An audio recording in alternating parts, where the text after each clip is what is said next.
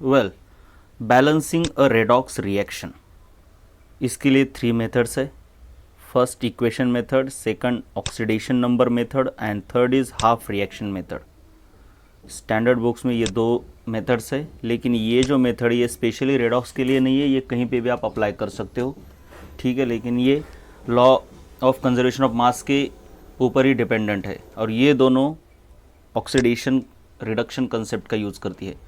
इसमें से ये इक्वेशन मेथड हमने पहले देख ली है, अब देखेंगे हम oxidation number method. First of all आपको क्वेश्चन कुछ इस तरीके से पूछा जाएगा।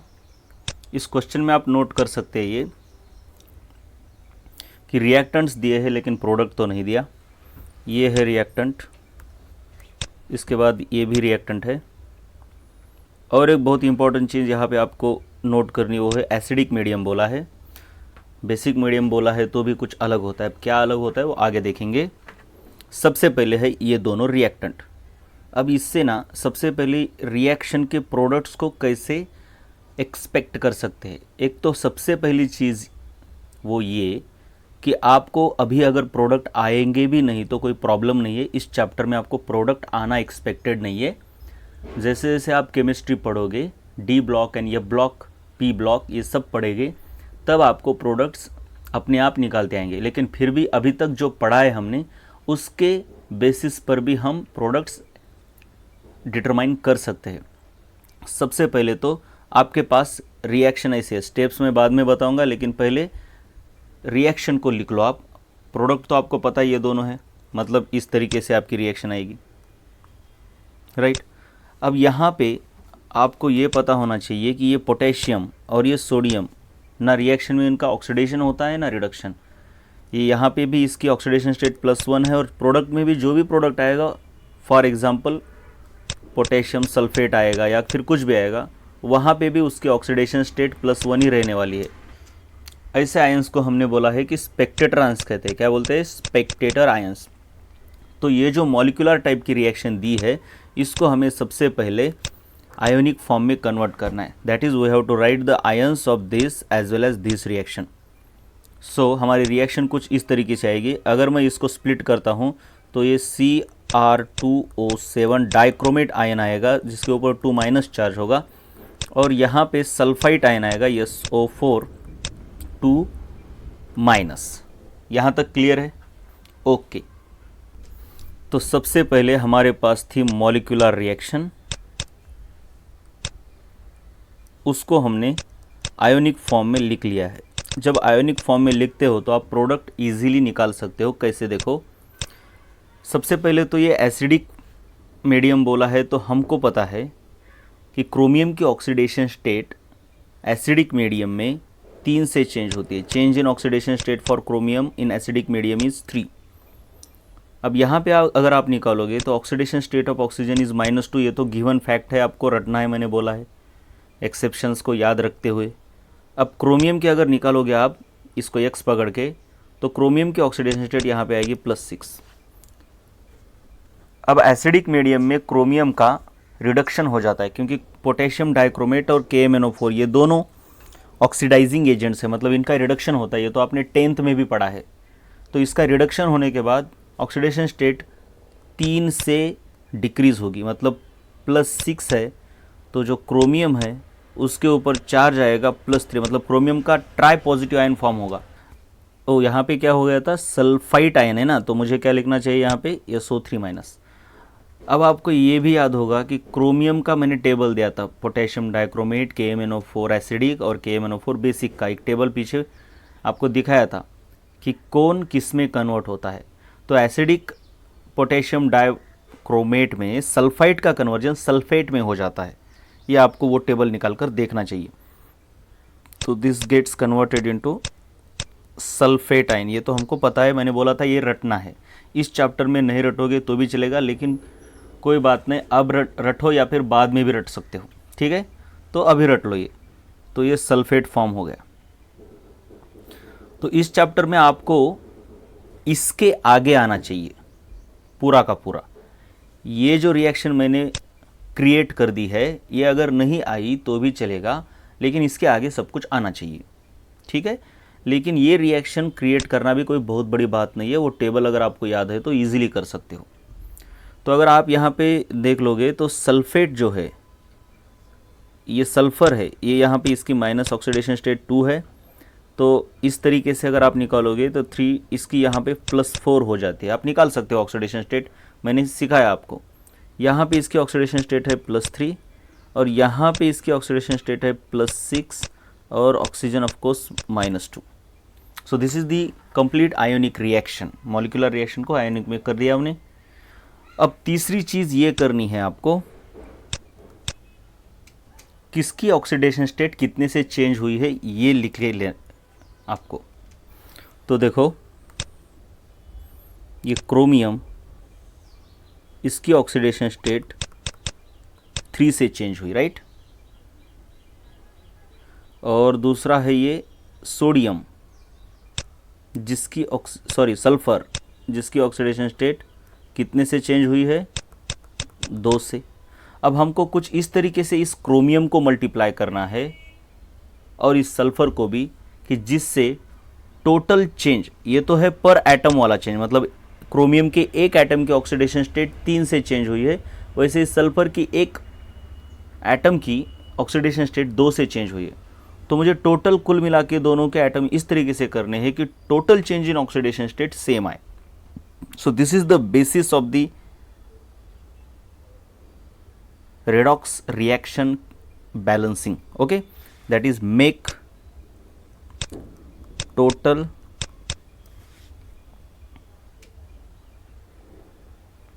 change in oxidation state, total change in oxidation state equal।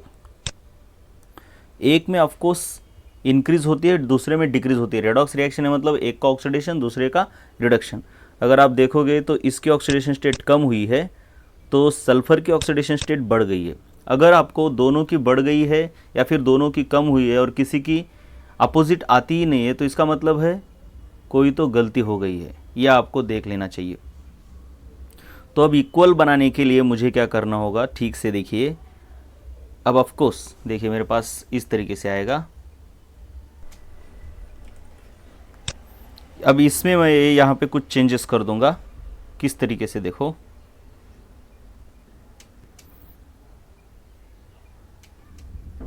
यहाँ, अब यहाँ तो क्रोमियम 2 है तो एटम का बैलेंस तो होना ही चाहिए, मतलब यहाँ पे मैं क्रोमियम को सबसे पहले 2 कर दूंगा। अब total change in oxidation state, एक क्रोमियम की 3 से चेंज हुई है तो 2 क्रोमियम की 6 से चेंज होगी, क्रोमियम भी बैलेंस हो गया। और total change in oxidation state of chromium कितनी है, 3 × 2। This is the total change in oxidation state, T कर दिया मैंने। तो अब सल्फर को इस तरीके से मल्टीप्लाई करूंगा कि इसकी भी टोटल चेंज कितनी आनी चाहिए, 6। तो मुझे कितने से मल्टीप्लाई करना पड़ेगा, 3 से। तो इसका मतलब है यहाँ पे मुझे 3 सल्फर्स और यहाँ पे भी उसको बैलेंस करने के लिए 3 सल्फर लेने होंगे। तो यहाँ पे आपकी oxidation state, total change in oxidation state equal हो जाती है इंक्रीज और डिक्रीज के लिए। ये एक्चुअली आपने ये बेसिस प्रिंसिपल को यूज़ कर दिया, रेडॉक्स रिएक्शन बैलेंस करने का बेसिक प्रिंसिपल। अब इसके आगे क्या करना है, दोनों तरफ के चार्जेस कैलकुलेट करो। अब law of conservation of charge के according charge can not be created nor can it be destroyed, so the total charge on left side should be equal to the total charge on the right side, right. Charge, so fourth step is equate charge on both sides. किस तरीके से कर सकते हैं, देखिए total charge सबसे पहले calculate कर लो। इधर टोटल चार्ज है -2, total charge -2 and 3 × 2 -6, that is total charge on the left side is -8, right. और इधर लिख लेता हूँ मैं -8, और राइट साइड में कितना है, 3 × 2 +6 एंड 3 × 2 -6। तो टोटल चार्ज तो अभी तो 0 आ रहा है यहाँ पे, 0। अब इसको इक्वेट करना है चार्ज को, तो this should be equated using H+, क्योंकि ये एसिडिक मीडियम है तो H+ यूज़ कर सकते हो। बेसिक है तो क्या करना है आगे बताएंगे। तो H प्लस को कहाँ ऐड करेंगे हम? देखिए इधर अगर H प्लस ऐड करोगे तो पॉजिटिव चार्ज होगा, यहाँ पे ऑलरेडी निगेटिव चार्ज है, इसीलिए हम इस इक्वेशन में यहाँ पे 8H प्लस को ऐड कर सकते हैं। अब टोटल चार्ज कितना होगा? पुराना -8 था और ये +8, तो अब हो गया 0, इधर भी 0, इधर भी 0। सो this is the balancing of the charge. अब चार्ज को बैलेंस करने के बाद आपको हाइड्रोजन्स को बैलेंस करना है, right. Fifth, balance hydrogens using H2O। आपको H2O का इस्तेमाल करना है, क्योंकि एक्वेस मीडियम तो होता ही है, तो वहाँ पे H2O आपको जितना चाहिए उतना है। सो H2O किस तरीके से ऐड करेंगे देखिए, ये थी हमारी रिएक्शन। इसमें हमने क्या किया था? हाइड्रोजन को ऐड किया था, राइट। कहाँ पे ऐड किया था? ये इधर +8H प्लस था। अब इससे चार्ज तो बैलेंस हो गया था, लेकिन हाइड्रोजन इधर 8 आ गए, जो कि इधर है ही नहीं। तो इधर अगर आपको हाइड्रोजन को बैलेंस करना है तो यहाँ पे आपको H2O इस्तेमाल करना होगा। कितने H2O इस्तेमाल करोगे आप? 8 हाइड्रोजन के लिए 4 H2O इस्तेमाल करोगे। तो ये हो गई आपकी balance redox reaction in ionic form. ये आयोनिक फॉर्म में है।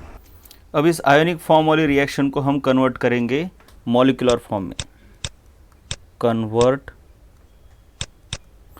मॉलिक्यूलर फॉर्म में कन्वर्ट करने के लिए सबसे पहले हमको ऐड करना होगा स्पेक्टेटर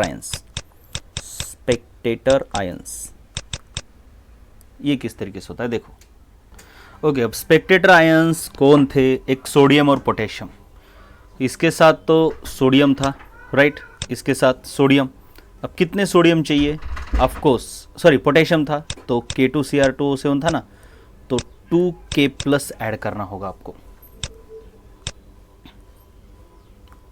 अब इसके साथ था सोडियम, फॉर्मूला क्या था? Na2SO3। लेकिन अब बैलेंस इक्वेशन में सल्फाइड आयन 3 है, तो सोडियम 6 होने चाहिए, सो 6 Na+। अब जितने स्पेक्टेटर आयन लेफ्ट साइड में ऐड किए हैं रिएक्टेंट साइड में, उतने ही आपको प्रोडक्ट साइड में ऐड करनी चाहिए, और उनमें कोई चेंज नहीं करना है। सिंपली 2K+ और 6 Na+। और साथ साथ में क्या क्या ऐड किया था इसको नहीं भूलना। ये जो है 8H+, और ये 4H2। अब आयंस, स्पेक्टेटर आयंस, और इनको एक साथ मिला देना है, राइट। कंपाउंड्स फॉर्म करने हैं, बस कुछ नहीं। अब यहाँ पे ये लग रहा होगा कि सल्फेट तो 3 ही है और पॉजिटिव आयन तो बहुत ज़्यादा हो रहे। तो एक बात याद होगी आपको कि ये जो H+ है ये कहाँ से आया? ये किसी एसिड से आया होगा। ये एसिड कौन हो सकता है? HCl हो सकता है, या फिर H2SO4, कोई भी हो सकता है ना।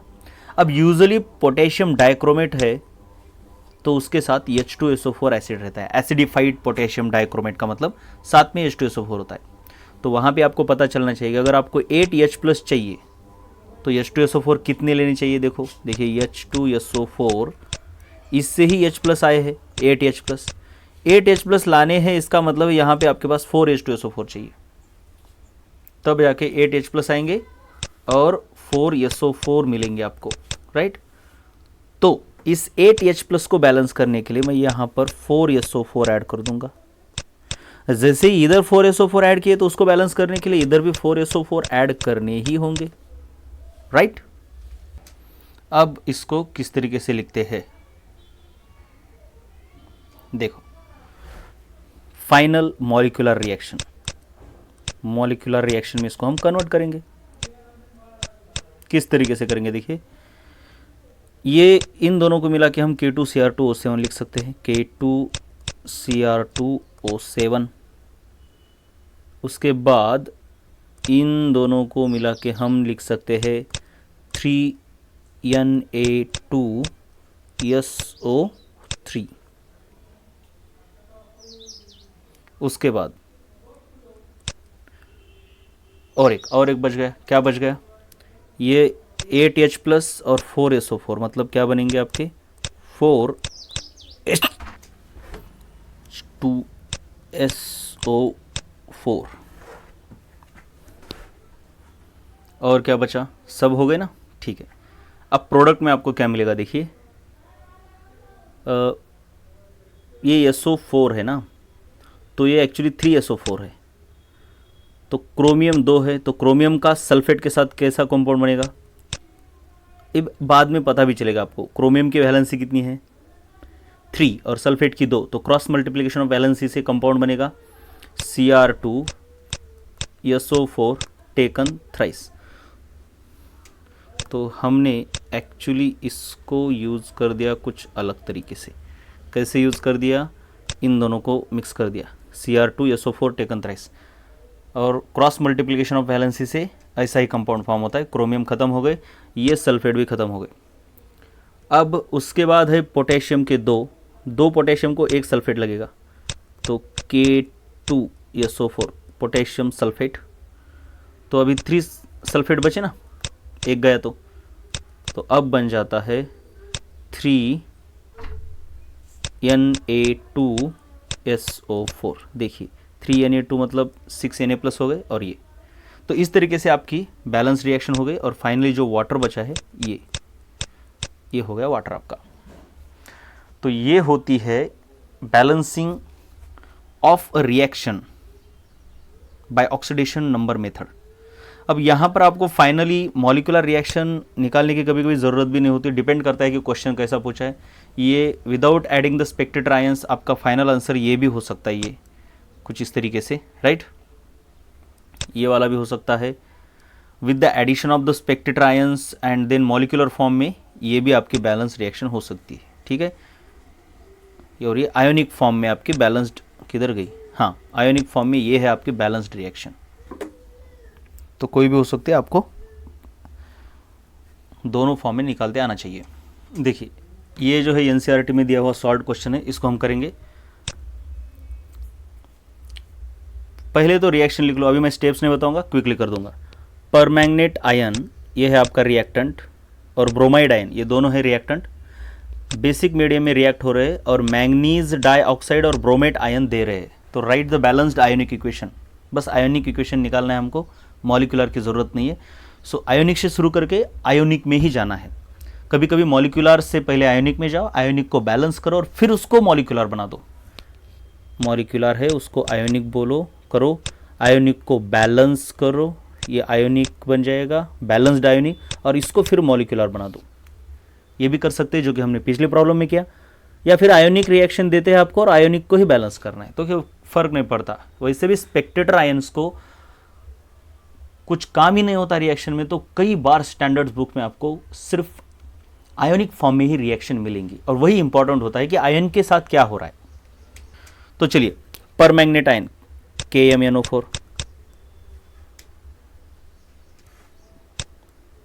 तो परमैंगनेट आयन कैसा होता है, ये पोटेशियम परमैंगनेट है, तो परमैंगनेट आयन का मतलब होता है ये MnO4-, जो कि आपने ऑलरेडी 10th में पढ़ा है।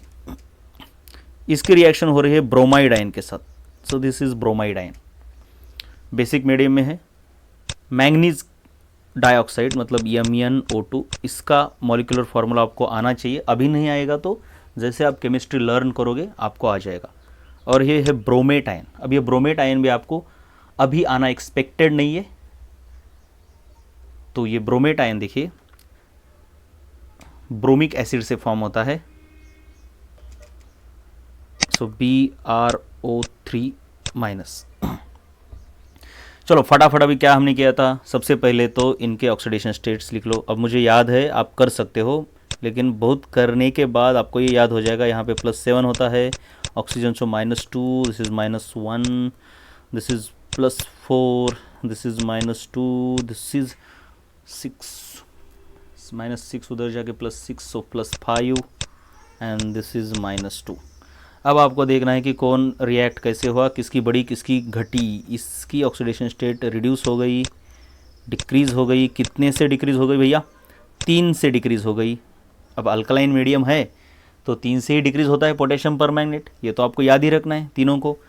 पोटेशियम परमैंगनेट एसिडिक और अल्कलाइन मीडियम ये 2 होता है, और K2Cr2O7 हमेशा एसिडिक में होता है। इसका चेंज इन ऑक्सीडेशन स्टेट 3 है, इसका एसिडिक में चेंज इन ऑक्सीडेशन स्टेट 5 होता है और अल्कलाइन में 3 होता है। ये मैंने पिछले वीडियो में बताया है। और ब्रोमीन जो है, ये वाला ब्रोमीन भैया, ये इसकी ऑक्सीडेशन स्टेट बढ़ गई है, मतलब इसका ऑक्सीडेशन हुआ है, वो भी कितने से बड़ी है, -1 से लेकर 5 तक, मतलब 6 से बड़ी है एक एटम की, पर एटम मैं बोल रहा हूँ।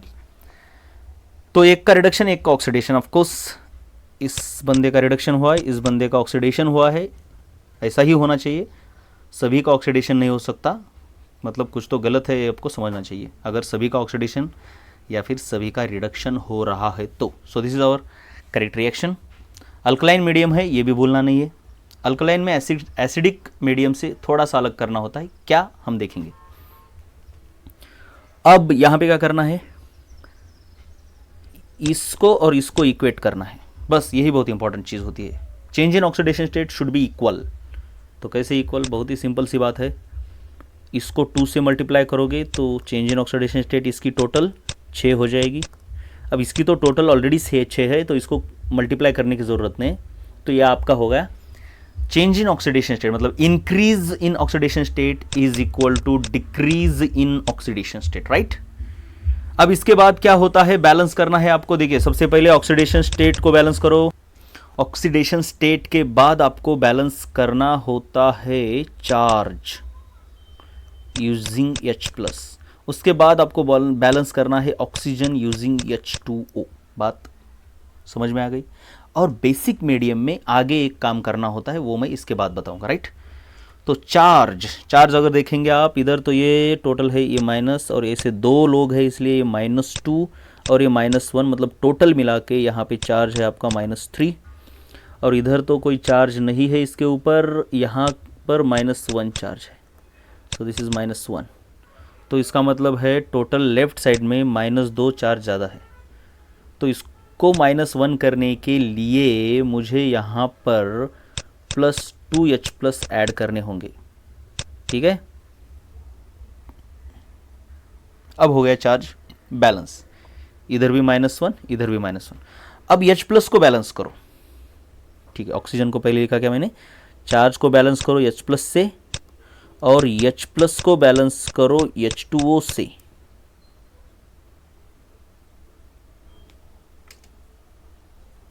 ऑक्सीजन यहाँ पे अपने आप बैलेंस हो जाएगा। अब H+ को H2O से कैसे बैलेंस करना है, इधर 2 H+ है, तो आपको इस तरफ 1 H2O ऐड करना होगा, मतलब हाइड्रोजन भी बैलेंस हो गया।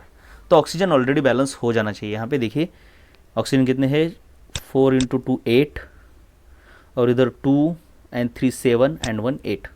सो ये ऑक्सीजन भी बैलेंस हो गया। सो this is your completely balanced redox reaction. लेकिन यहाँ पे एक प्रॉब्लम है, मीडियम आपका अल्कलाइन है, तो अल्कलाइन मीडियम में आपके पास H+ नहीं होते, एक्सेस में OH- होते हैं। सो इस H+ को आपको OH- यूज करके न्यूट्रलाइज करना है। This is the most important thing. जो एसिडिक मीडियम था उसमें हम यहीं पर आके रुक गए थे, यहीं पे बैलेंस खत्म हो गया था। लेकिन अल्कलाइन में याद रखना है, जो H+ है उनको बैलेंस करना है, मतलब न्यूट्रलाइज करना है, बैलेंस नहीं। सो H+ is neutralized, so neutralize this H+ using OH-। अब इसको न्यूट्रलाइज करने के लिए ऑफकोर्स 2 OH- लगेंगे, तो इधर जैसे ही 2 OH- ऐड कर दिए, इधर भी 2 OH- ऐड कर दो, हो गया काम, फिनिश। अब फिनिश हो गया मतलब क्या करना है, देखिए H+ और OH- इन दोनों को मिला के एक वाटर ही तो बनेगा, तो इन दोनों का मिला के बन जाते हैं 2 वाटर मॉलिक्यूल्स, 2 OH और 2 H+। तो ऑफकोर्स ये 2 वाटर मॉलिक्यूल में से एक कैंसिल इसके साथ हो जाएगा। और फाइनल बैलेंस्ड रेडॉक्स रिएक्शन मैं अब लिखूंगा यहाँ पे छोटी सी, इधर ये देखिए 2, इधर 2 है ना, right. MnO4- plus Br- plus एक ही वाटर बचा, gives this 1 MnO2 plus BrO3- और फाइनली ये तो कैंसिल हो गया ना, तो लिखने की ज़रूरत नहीं है। लेकिन ये है 2 OH-। This is the balanced reaction in alkaline medium. और अल्कलाइन मीडियम में आयोनिक रिएक्शन में OH माइनस एक्सेस रह सकते हैं, और एसिडिक मीडियम में आयोनिक फॉर्म में अगर रिएक्शन है तो H प्लस रहेंगे। अब ये आयोनिक फॉर्म में है, स्पेक्टेटर आयंस यहाँ पे ऐड करने की जरूरत नहीं है। ये हो गया आपके बैलेंस रिएक्शन।